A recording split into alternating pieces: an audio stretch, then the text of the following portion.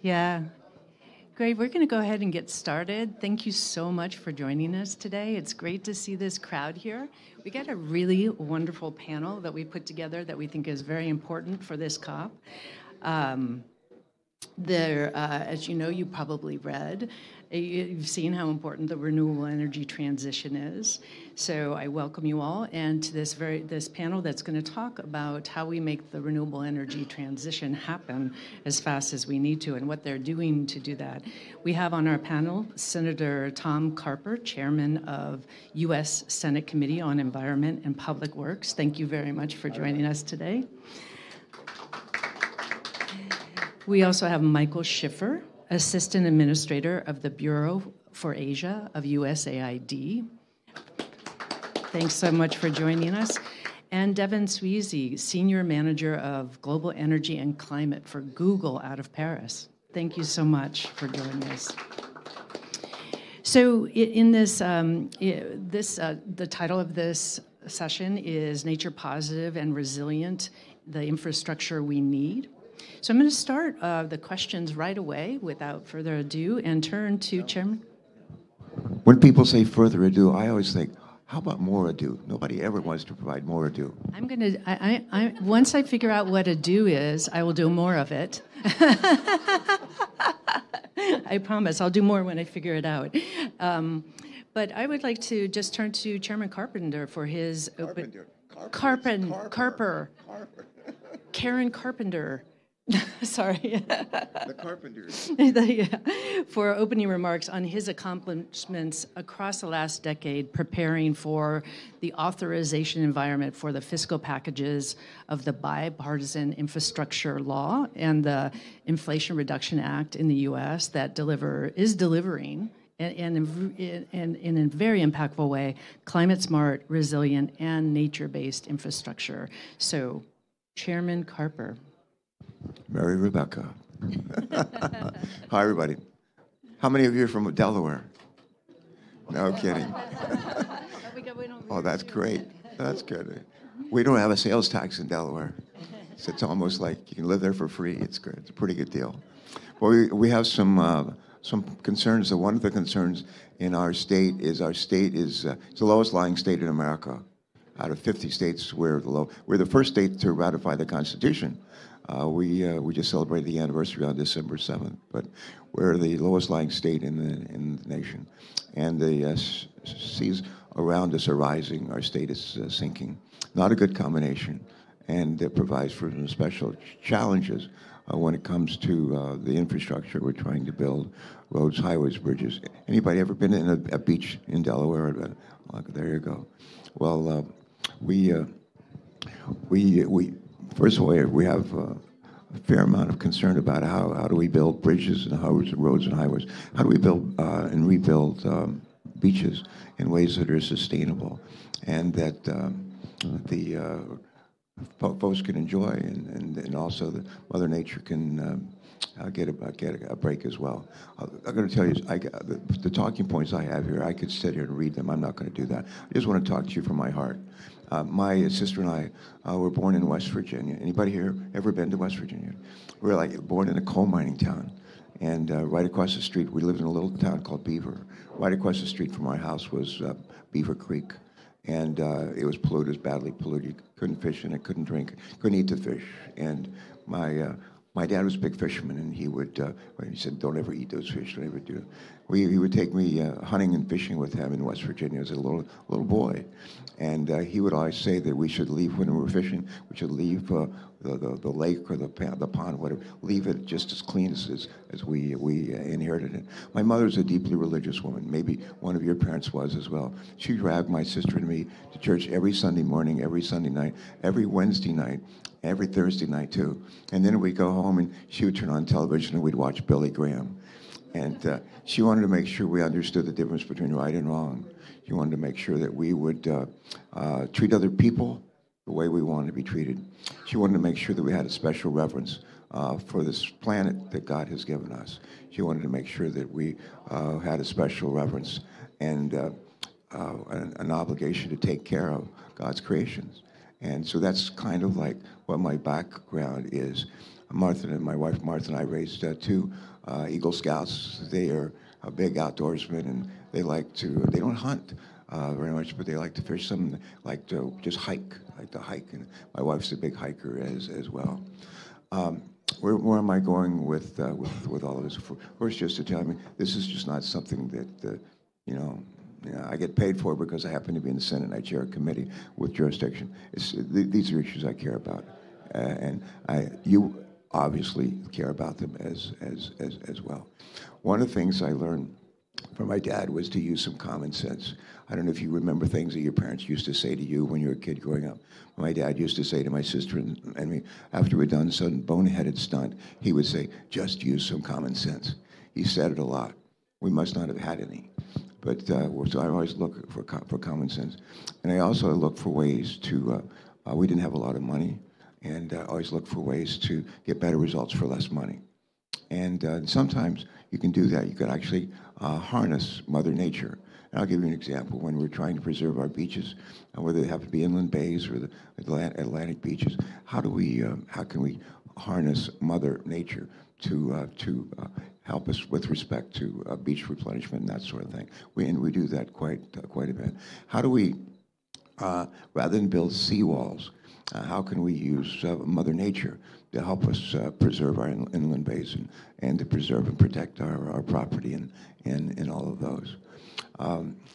The other thing I would say is, and it's a little bit off of the track, but I find that in order to get things done in Washington, it really is helpful to have Democrats and Republicans work together. And if just one party tries to do it their way, I don't care if it's the Republicans or the Democrats, but bipartisan solutions are lasting solutions. And one of the issues that I think we can get our heads around and our hearts around, how do we protect our planet? How do we protect our communities, and how do we protect our natural resources? And I find that bipartisan solutions are lasting solutions. I'll close with this. My sister and I were born in Beckley, a little coal mining town in southern West Virginia. And Shelley Capito was born up north in northern West Virginia. She's a senior Republican from West Virginia. Her father was governor of Delaware when I was a little baby boy. And she ends up being she sits right here next to me on the committee. And we work together all the time. One of the reasons we have great success is she and I meet every Thursday. Almost no other committee chairs do this, but we meet on Thursday. Lady back there in blue and blonde, raise your hand, please. That's Courtney. She's my senior advisor on the Committee on Environment and Public Works. She comes to those meetings, and Shelley brings a guy named Adam. He's from West Virginia, and we meet every Thursday, and if we can't do it in person, we do it by phone. And we just talk about the issues that are before us and where we can work together, working in nominations, legislation that's important to West Virginia, just all kinds of stuff. What is the name of that piece of legislation that you told me to be sure to mention? Yeah, one of the in my talking points, you said be sure to mention this. Restore?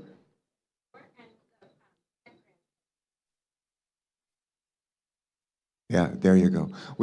I think we wrote the first bipartisan infrastructure bill and got it signed into law by the president that had actually major climate provisions, and we're very proud of that. Those are just a couple of odds and ends, but maybe we'll have some more questions or comments and we'll just do it. But thanks for the folks that are hosting this. God bless you. If we end up with a planet for another 1,000 years, you're going to get a lot of credit for it. Thank you, and thank you all for being here. Thank you very much, Chairman. We'll turn next to Assistant Administrator Schiffer. We'd love to hear about how USAID is advancing action for nature-positive and resilient infrastructure in Asia. Sure, and thank you, and let me thank the WWF for convening this conversation, and thank Chairman Carper for all of his leadership on a host of important environmental and infrastructure legislation, bipartisan legislation that we've had in Congress. It really is, and I offer this as somebody that worked as a staffer for a number of years in the Senate myself. It really is important and difficult work, and the leadership is inspirational. So I thought I would take a couple of minutes here this morning to talk a little bit about how we at USAID are looking to balance some of the tension, if I can put it that way, that exists between being able to move forward with sustainable infrastructure that is critical for improved livelihoods and economic growth, along with meeting the absolutely existential challenge that we have with climate change and conserving biodiversity. I don't think I need to tell anybody in this room just how urgent the challenge is, or the scope or scale of what we face with climate change. At USAID, I would offer that it is a thread that is increasingly pulled through everything that we do, whether it's health, education, water and sanitation, humanitarian assistance and disaster relief. You pick the issue: migration, changing pandemic patterns. Climate change is increasingly a driver for our work, and of course, climate change has a disproportionate impact on the world's most vulnerable populations. So we have been really trying to buckle down in recent years and to deliver tangible results, practical results that allow us to move forward with important environmental and biodiversity conservation goals and the adaptation for new and renewable energy that will get us to a net zero future, with the work that we have to do on the development side of the house in building sustainable infrastructure. And so that is the context for the partnership that we developed with WWF and the Center for Large Landscape Conservation on Asia's Linear Infrastructure Safeguarding Nature, or ALIGN initiative.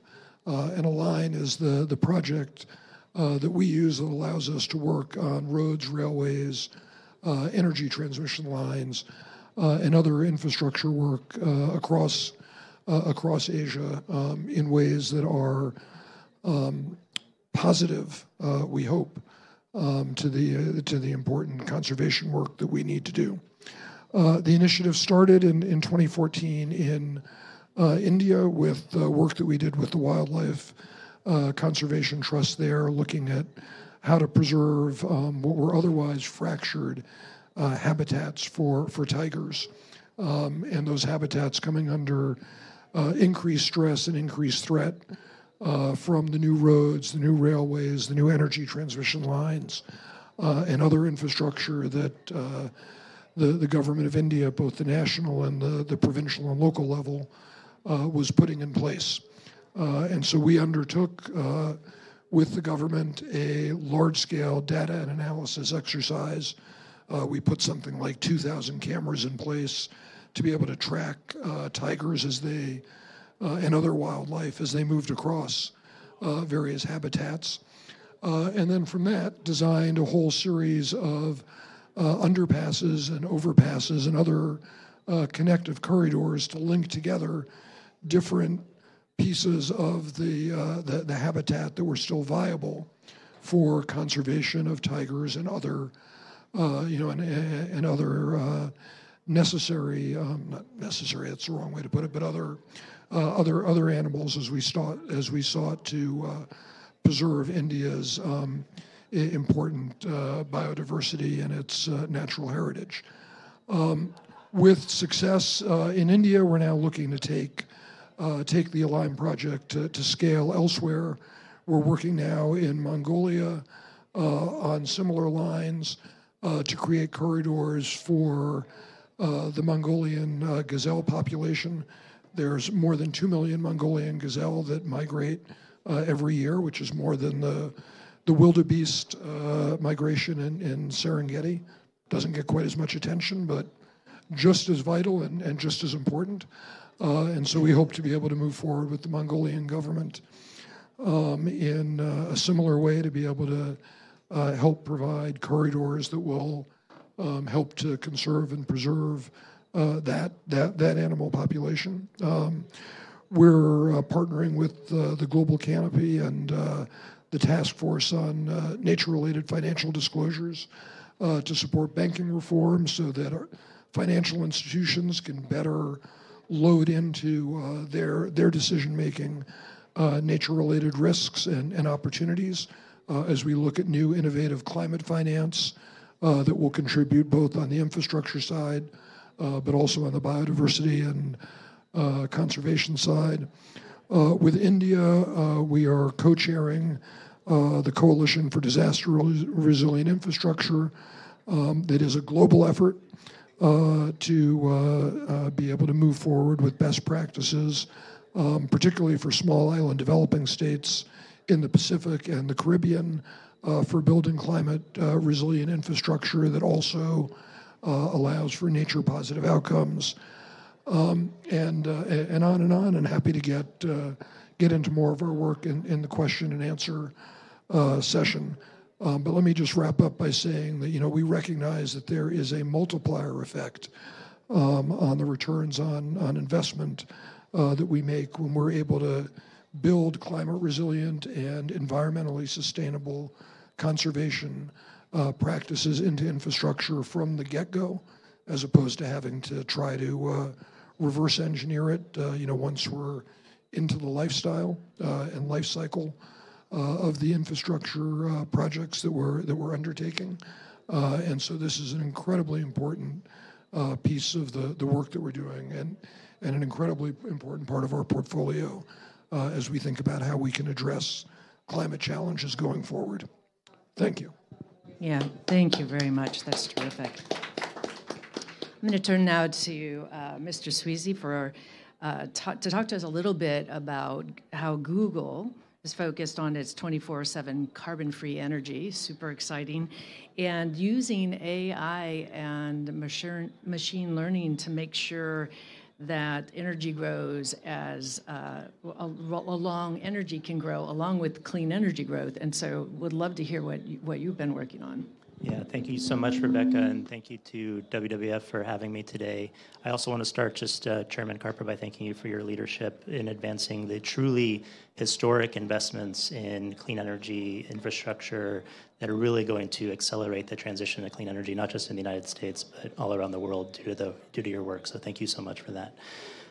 So at Google, we are focused on driving climate solutions in two primary ways. The first is through our operations, as Rebecca mentioned, and how we think about ensuring that we're operating as cleanly as possible as we grow our operations, but doing so in ways that's also advancing the clean energy ecosystem for others. And the second is how are we developing technology to enable climate solutions beyond our operations, both to accelerate clean energy, but also support the development of climate resilient infrastructure. And so regarding our operations, we have long been a leader in clean energy. We signed one of the first non-utility corporate power purchase agreements for renewable energy back in the year 2010 and started scaling that model for many companies that have since signed many of those agreements. Today, we have over 10 gigawatts of renewable energy projects under contract across the world, which makes us one of the largest non-utility buyers of clean energy in the world.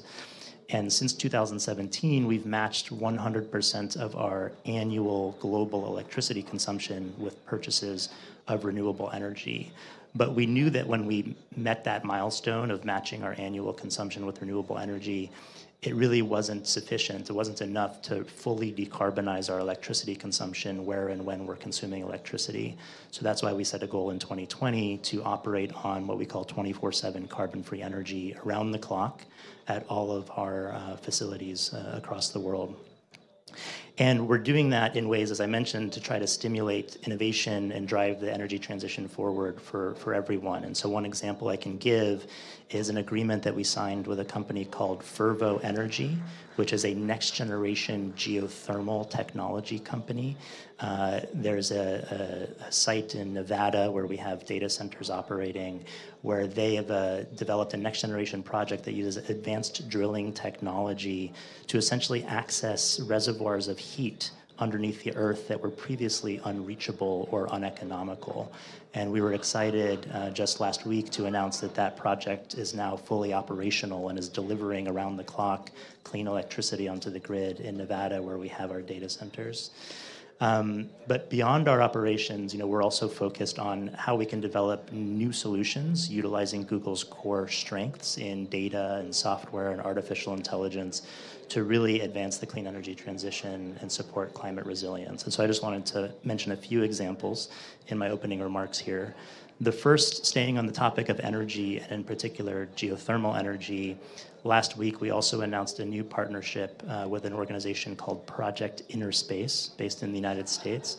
And that is to create a new mapping tool called GeoMap, which combines Google's data in software and satellite imagery using Google Earth Engine, so above surface information, with subsurface expertise and information from Project Innerspace to essentially create a global mapping tool that can identify areas around the world that are likely candidates for geothermal electricity and heat exploration and development.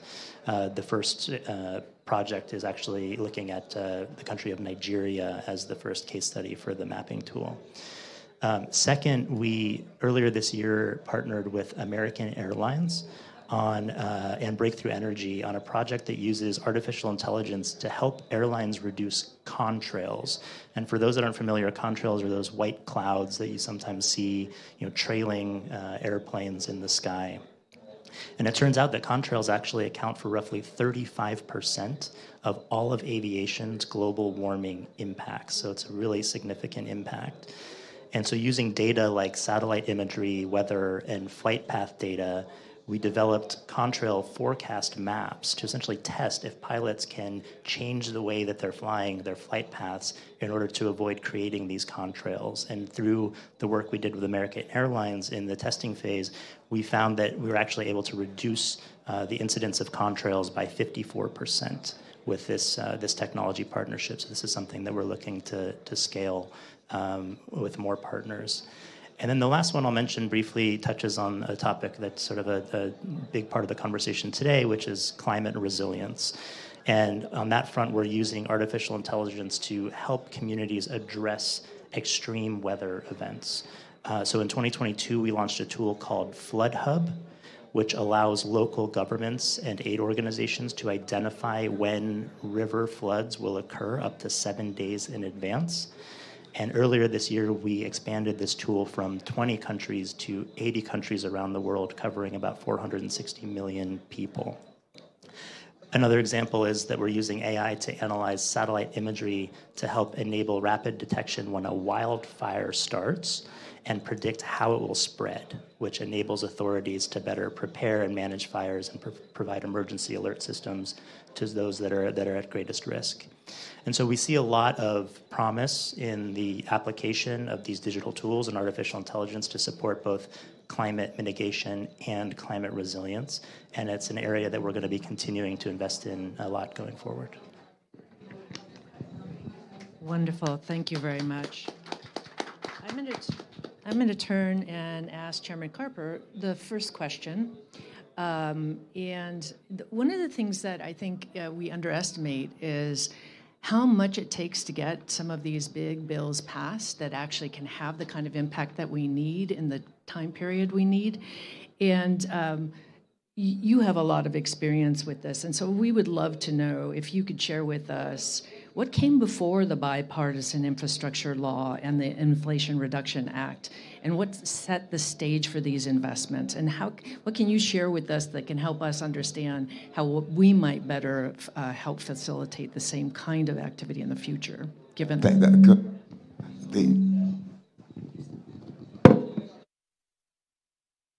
Test, test. Yeah, there we go. I'll mention this earlier. It's worth repeating. Bipartisan solutions are lasting solutions. The way we get stuff done. Shelley Capito and I, we talk. We meet every week, and we talk about what our priorities are and how we can move forward together. What she's hearing from her caucus, the Republicans, what she's hearing from West Virginia, and me with what am I hearing from our Democrats and so forth.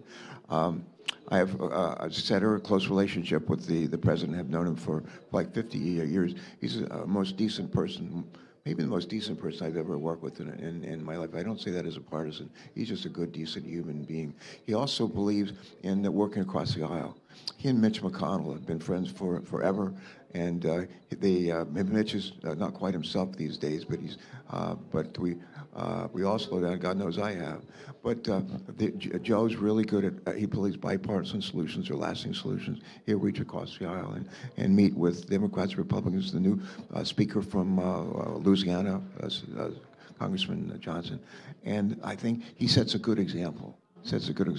What I try to do is to set a good example to my Democratic colleagues and Republican colleagues and say to the freshmen when I help run orientation for new senators, I say, if you want to get something done, find a partner. Our partners on both sides of the aisle. The other thing is really helpful if you can get the business community. You expect environmental groups. The host of this event is terrific, and we love working with them. But you can find ways to work with the business community and say, particular environmental, we'll say clean energy, we'll say transportation, moving people and goods in more cost-efficient, clean energy way. You can do that. It's good for the planet, but it also creates jobs, and it's good for the economy. It actually creates a stronger, more vibrant economy. That's some of the things that I think I'm sure I'm forgetting something, but I'll come back. I'll come back next year and we'll talk about it. Wonderful, thank you. More collaboration, for sure, is what we need, absolutely. Assistant Administrator Schiffer, many demands and development challenges in Asia. Why specifically is USAID investing in nature-positive and resilient infrastructure when there are so many development challenges and no shortage of needs in some of the places you're working in Asia? Why is resilient infrastructure one of your priorities? Sure. I can take a couple of different cuts at that. I guess first I would offer that from the perspective of the lessons that we can draw from evolutionary biology, monocultures tend to be subject to catastrophic failure. And a lack of diversity presents a real serious challenge for us as a planet, for us as a culture, for us as a people. And so maintaining diverse ecosystems and a healthy environment, I would offer is a supremely selfish development goal that we need to embrace. Secondly, as we think about what sustainable development and building prosperity is really all about, it's worth reflecting on the flow of services that we receive from nature and the environment, whether it's air filtration, pollinators, regenerating healthy soil for agriculture, carbon sequestration. There are vital public goods that are supplied that are necessary for economic growth and development. And if we fail to conserve the environment in a way that allows that flow of services to continue to flourish, we're not going to get development. So I would offer, from a couple of different perspectives, it is absolutely essential for us to take into account the complex interplay that comes from maintaining healthy and vibrant ecosystems and the positive or negative feedback loops that can create for broader political and economic growth and development, and make sure that is baked in to our development model, because that it is absolutely essential to have a nature positive orientation if, as we think about sustainable infrastructure, that will see us through the balance of this century and beyond, that we do so. Thank you very much for that. And then, sure, absolutely. Yeah, let me mention, you asked the great question about how do we get things done. Have any of you ever gone on a road trip, like with maybe a boyfriend, girlfriend, spouse, or whatever? And my wife and I did that over Thanksgiving. And we went to like 5 or 6 different states, started in Delaware, went through Pennsylvania, Ohio, Michigan, down into Kentucky, West Virginia, and then back home again. I can't tell you how many dead animals we saw along the side of the road. And I remember seeing this one very large deer. It was dead. It was off on the right shoulder of the road. It was very sad. So it turns out that happens all over the country, and it happens way too often.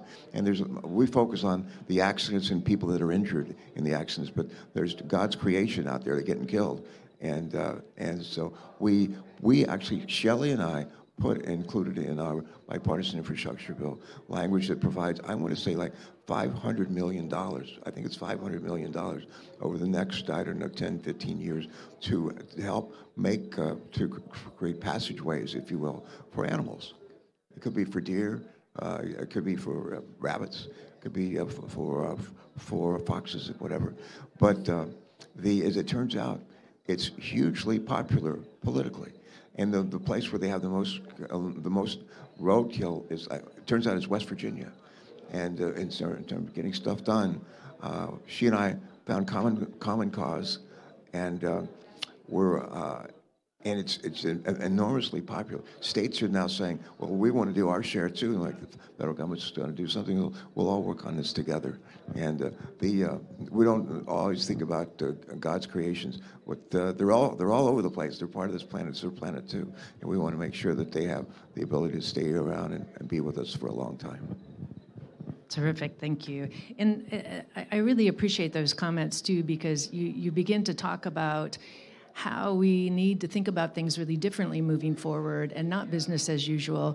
And I do want to, in that context, I want to plug we've been talking about how damaging infrastructure is to wildlife and other natural resources, but when done differently, it doesn't have to be that way. And you can actually deliver all the infrastructure we need in the future without the kind of impacts we've seen in the past if done differently. And BCG and WWF just did a study, and I have some copies up here if any of you are interested, that looked across 30 different variables across social, economic, health, and environment variables, and said how the rapid renewable energy transition and the infrastructure associated with it was better for 27 of those variables and mitigatable for 3 of them. And so it's really it's really thinking about doing things differently. And it's with that I turn to ask the last question, or this question of you, Mr. Sweezy. There's probably not a company that does things more differently all the time than Google does. And I want to speak to one of the projects our 2 institutions are doing together, using AI to solve some of the challenging data gaps in nature-based solutions for disaster resilience in Mexico. We have this great partnership with Mexico and with a Google called Manglar IA, or Spanish for AI for mangroves.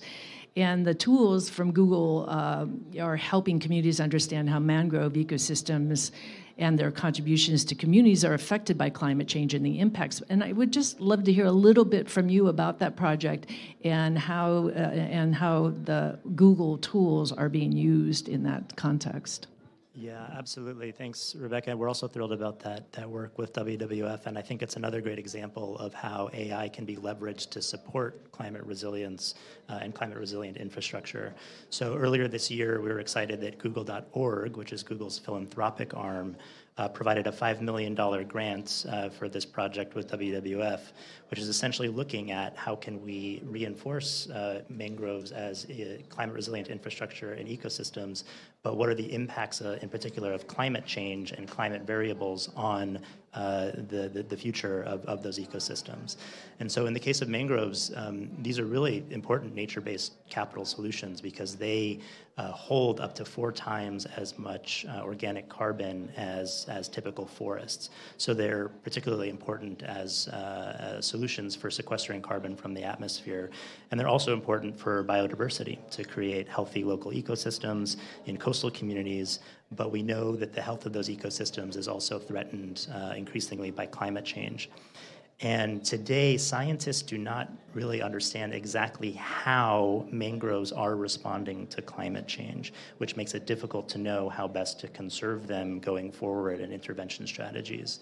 And so in the case of Mexico, where this project is initially based, they have world-class mangrove monitoring systems that government institutions and civil society draw upon, but those systems do not yet integrate climate change variables into planning, do not yet give information about how climate change may be impacting the development of these ecosystems.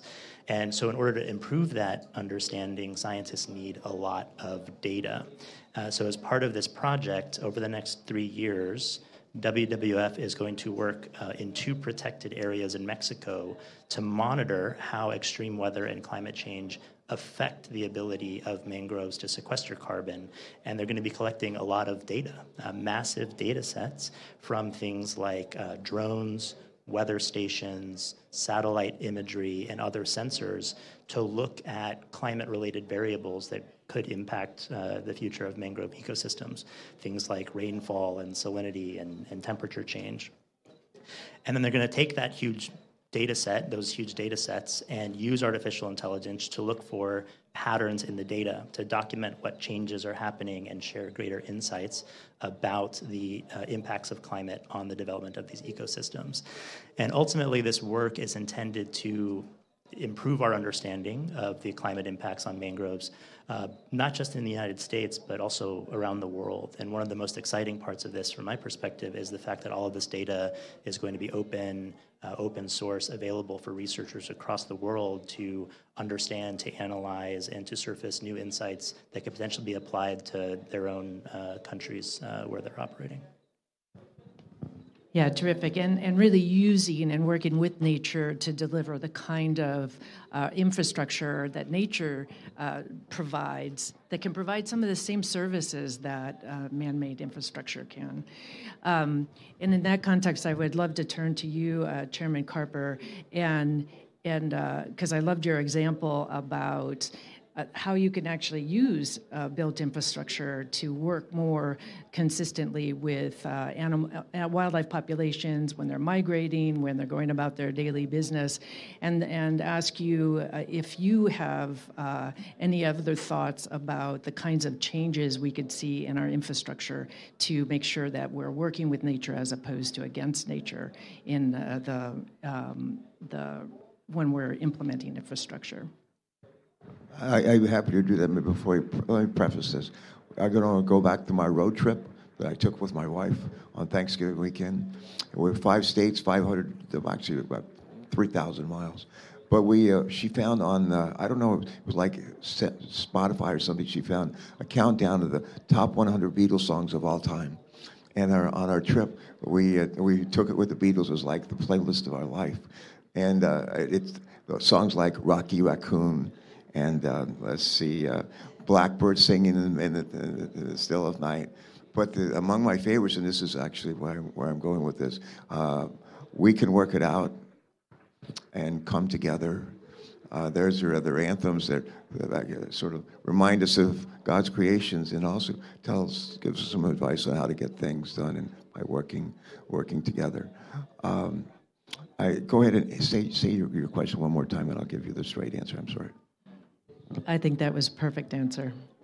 Thank you. Number 1 song, Beatles song of all time. Anybody want to take a guess? I guess the first name is Hey Jude. Hey Jude. Still in the top of the charts. You're going to share the playlist with us? Thank you very much.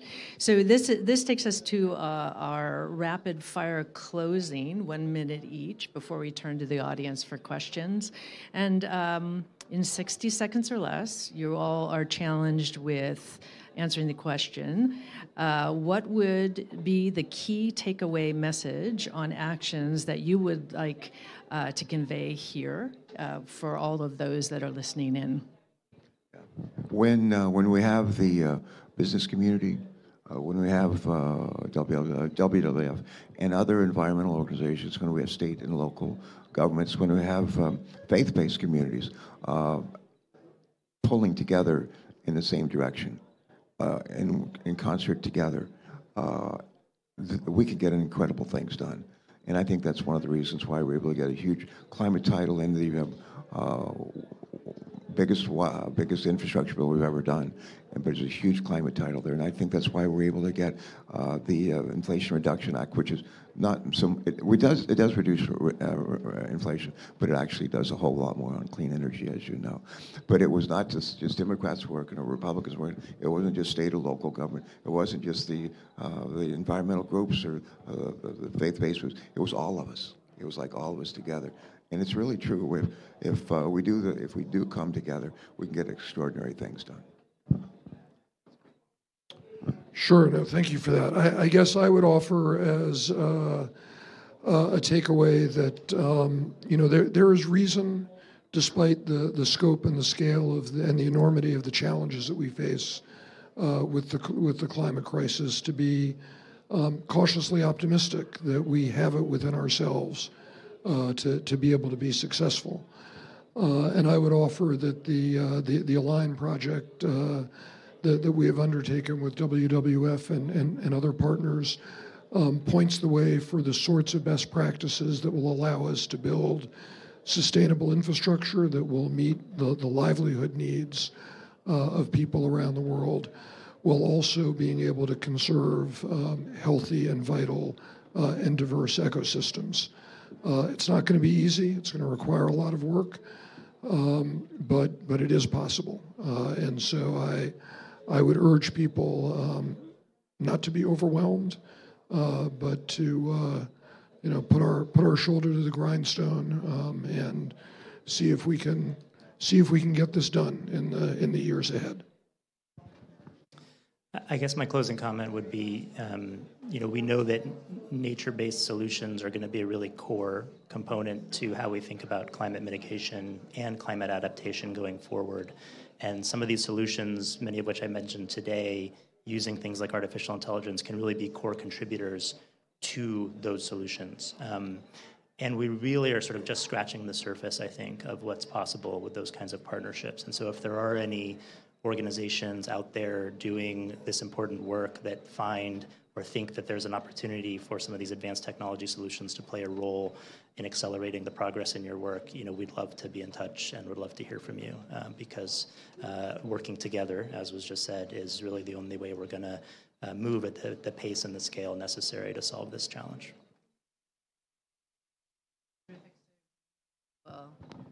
Now we'll turn to the audience for questions, and let me see. I'm going to go ahead. Okay, all right, thank you. Well, okay, my name is Pamela Conrad. Hello, everyone, and thank you to the panel today. You've been very helpful.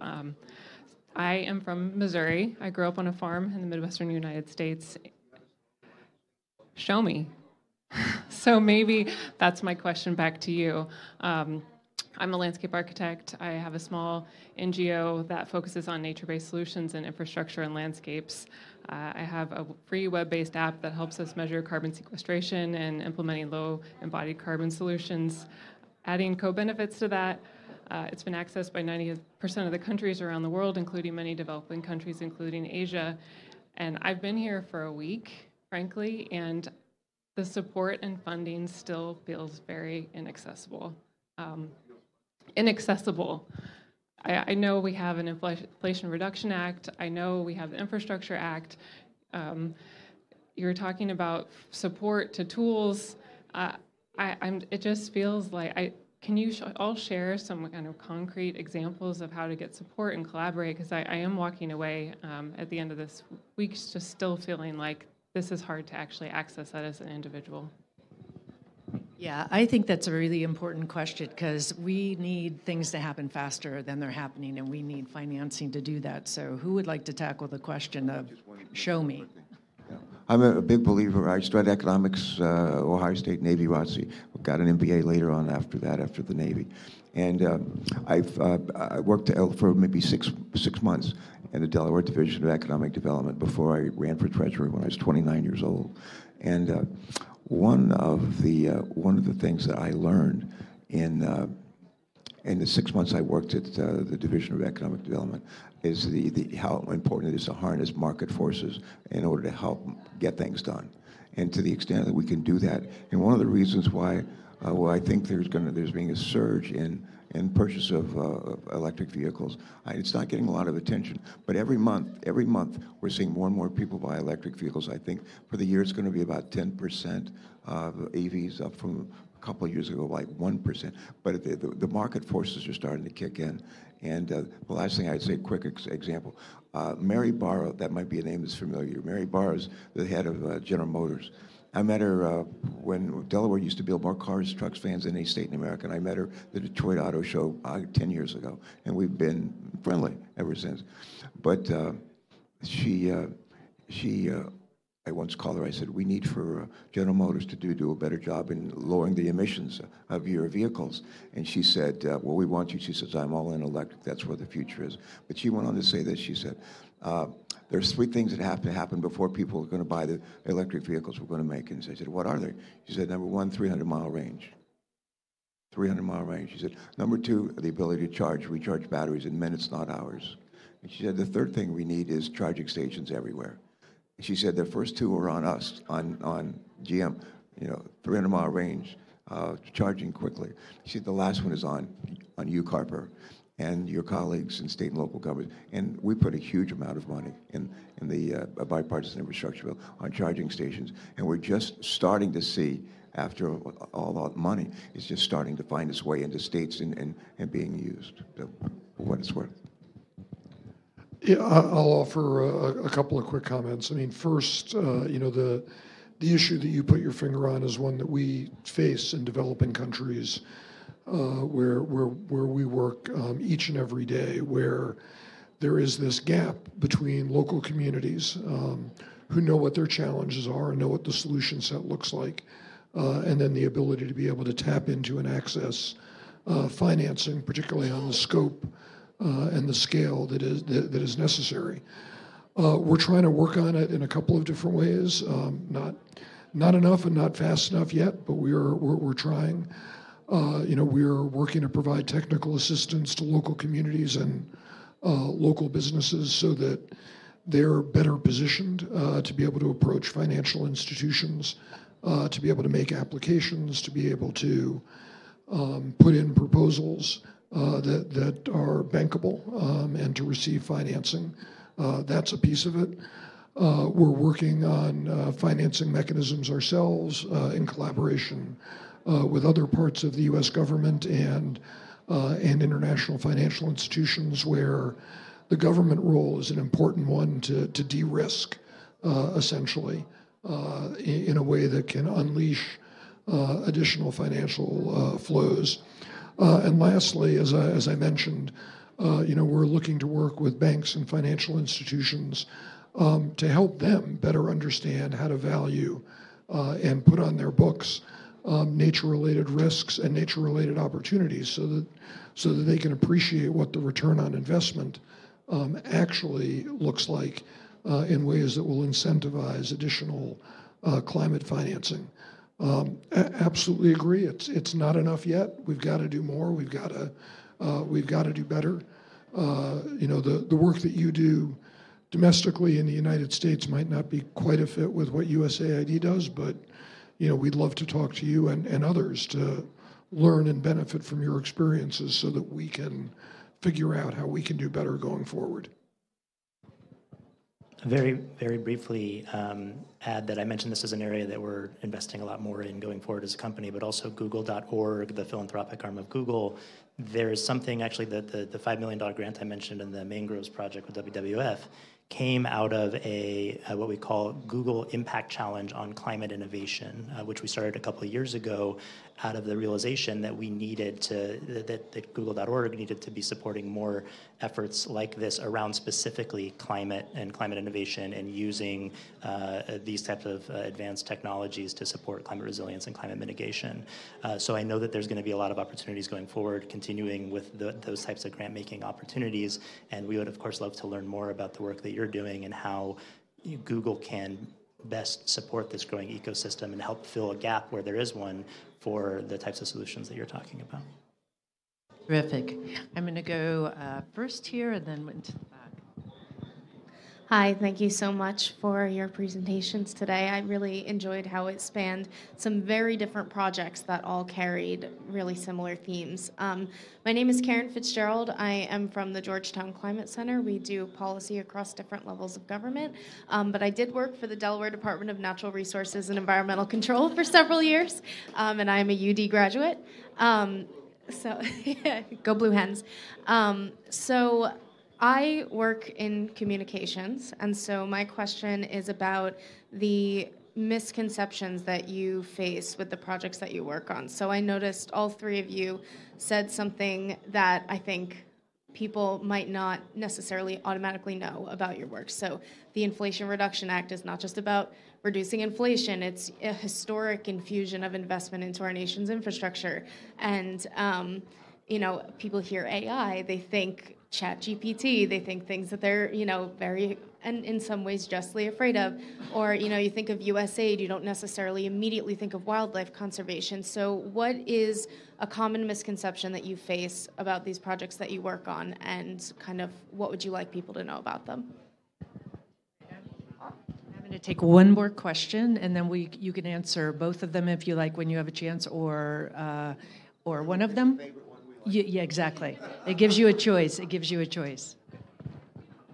Hi, everybody. My name is Maheen Malik, and I work for Alliance for Water Stewardship. So I have a question. Since we've been talking about collaboration quite a bit, and I understand that it's very important that we're headed in the right direction while converging to that climate change message. But does Google see or foresee any kind of work that they would want to do with other tech giants collaboratively to have a larger impact? Because bigger scale, better ideas, and probably larger impacts much more quickly. Thank you. So that is a specific Google question. So we'll go to you first, Mr. Sweezy. If you can choose to answer both those questions or one, and then we'll go to the others for the misconception question. Yeah, thank you. So I guess I'll answer the second question first. We actually do quite a lot of work with our peers in the technology industry on a lot of the work that we do around climate technology innovation and also energy. So some examples I can give. We're all kind of part of this community of companies that wants to accelerate the energy transition through the way that we purchase electricity and support the deployment of new technologies. And so we're all working together as part of these associations of companies that buy clean energy. Google actually chairs the board of one in the United States called the Clean Energy Buyers Alliance, which also counts, you know, Meta and Microsoft and Amazon and others as part of that. And it's not just the United States, but we work together globally on how can we work also with governments to help remove barriers to companies to be able to buy clean energy directly so that we can play our part in deploying clean energy at scale where we're operating or sometimes where we're not operating, and we want to reduce carbon emissions as quickly as possible. So there's a lot of work that we already do, but I think it's a good point also about how we can collaborate more on the sort of software side of some of these innovations, how we can compare notes about what's working, what's not working, and certainly take that point. On the misconception side, you know, one misconception that we hear a lot with respect to artificial intelligence in particular is actually the sort of growth of electricity consumption or energy consumption associated with artificial intelligence. And you know, historically, data centers, according to the International Energy Agency, have actually only accounted for about 1% of global electricity consumption, and that level has remained relatively stable over time. It may grow in the future, but we and other companies are working, as I mentioned, to be as efficient as possible, but also drive clean energy adoption to decarbonize our consumption. So one misconception is just the level of resources that I think is going to be required to deliver these kinds of solutions. It is a real challenge, and we're working on it, but it's not as massive as is often is shown in the press. Great. And either Chairman Carper, would you like to talk about the misconceptions or the communication gaps that you need to address with the IRA? Do I have to? That was your question, wasn't it? A lady from Georgetown, Delaware. All right. Well, sort of. Okay. All right. Thank you. All right. Yeah. The night, I don't know if any of you stayed up all night when we worked on the Inflation Reduction Act. I did. And we finished it just before dawn. And the Vice President, Kamala Harris, came in and presided over the Senate. And whoever's the presiding officer, you refer to them, if you're a senator, you refer to them as Mr. President or Madam President. And so she's the Vice President. She comes in and becomes the presiding officer. So we have to call her Madam President. So anyway, the last vote, everything was over, and the place was pandemonium. People were so excited, hugging each other, crying. It was just, ooh, amazing. Anyway, so she's sitting up there. The place is going wild, and with joy. And I walk up very close to her. I'm about like from her to she's presiding. I'm like standing on the floor. And I said, Madam President. And she said, yes, Senator Carper. And I said, Madam President, this would not have happened without you. We prevailed by one vote, her vote. And I said, this would not have happened without you.